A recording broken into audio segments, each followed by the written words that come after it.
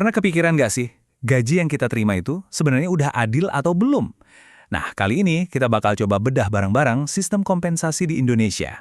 Mulai dari aturan hukumnya sampai kenyataan di lapangan, dan kita cari tahu gimana caranya supaya sistemnya bisa lebih fair buat semua. Oke, jadi begini agendanya. Pertama, kita pahami dulu dasar hukum soal gaji.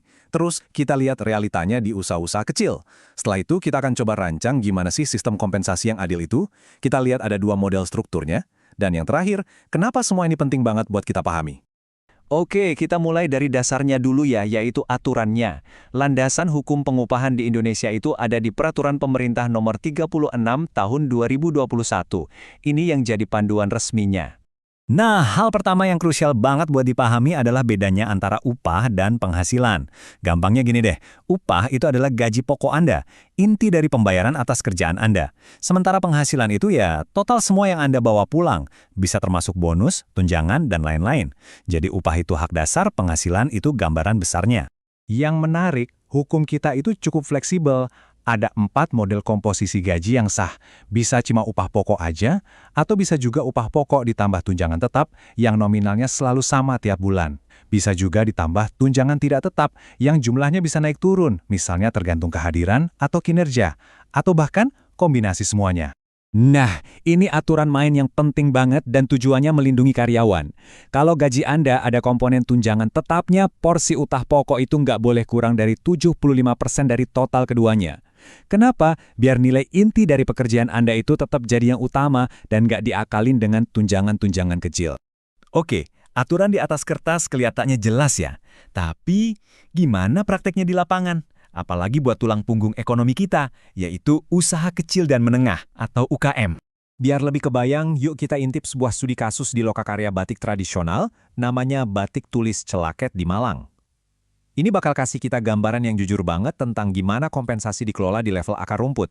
Di tabel ini, kelihatan banget kan jurangnya, di mana seharusnya ada absensi, catatan penggajian yang detail, dan slip gaji, praktiknya seringkali jauh lebih simpel. Semuanya dicatat manual di buku, nggak ada slip gaji, dan pembayaran langsung tunai. Ini sistem yang berjalan berdasarkan kepercayaan. Jadi, intinya buat banyak UKM itu bukan soal upah minimum, tapi lebih ke kemampuan membayar. Artinya, gaji itu sangat dinamis, tergantung kondisi keuangan perusahaan saat itu juga. Ini realitas yang umum terjadi, di mana cash flow adalah raja. Nah, ini kan jadi pertanyaan besar ya, gimana caranya bisnis kecil dengan segala keterbatasannya bisa bikin sistem yang lebih adil dan terstruktur? Ternyata ada penelitian lain di sebuah UKM yang ngasih kita semacam cetak biru atau blueprint yang jelas banget. Coba deh lihat angka ini. Ini benar-benar membuka mata.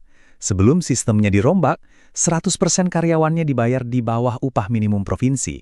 Ini bukan cuma angka, ini adalah bukti nyata betapa mendesaknya kebutuhan akan sebuah sistem yang terstruktur. Solusinya, pakai pendekatan yang terstruktur, pakai peta. Nah, bagian alir ini nunjukin prosesnya dengan jelas banget. Dimulai dari analisis jabatan, terus bikin evaluasi jabatan, sampai akhirnya terbentuklah struktur upah yang adil dan logis. Ini adalah proses mengubah sesuatu yang sifatnya perasaan menjadi sesuatu yang terukur.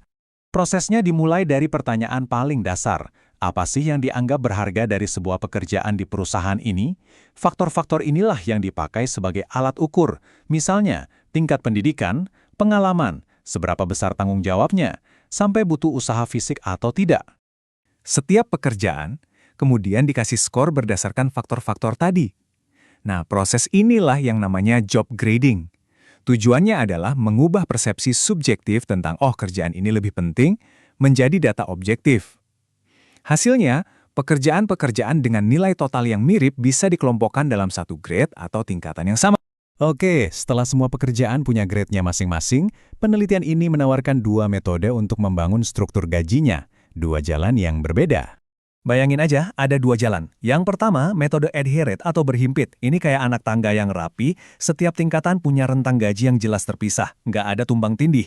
Yang kedua, metode overlapping, di mana rentang gaji antar tingkatan bisa sedikit bersinggungan. Metode kedua ini biasanya lebih fleksibel dan dalam kasus ini ternyata juga lebih hemat biaya. Nah, gambar ini nunjukin persis kayak apa struktur adhered itu. Kelihatan kan? Progresinya sangat jelas, seperti tangga karir yang rapi. Setiap langkah naik ke grade berikutnya berarti rentang gaji yang sama sekali baru dan lebih tinggi.